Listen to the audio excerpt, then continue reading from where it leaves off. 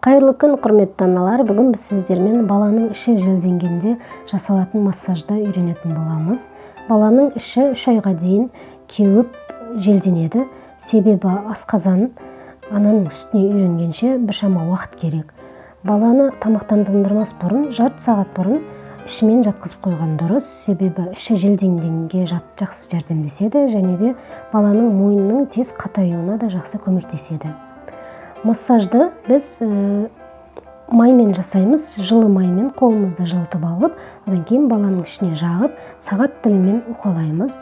Және де кіндіктің маңында су жиналады, соларды кетіру үшін кіндіктің маңын уқалаймыз, кіндікке тиіспейміз.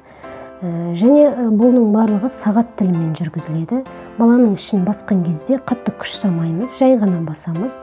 Осы әрекеттерді 2-3 реттен қайталап 5 минут істесеңіз, одан кейін баланың ішінің желінің кетуіне жәрдемдеседі.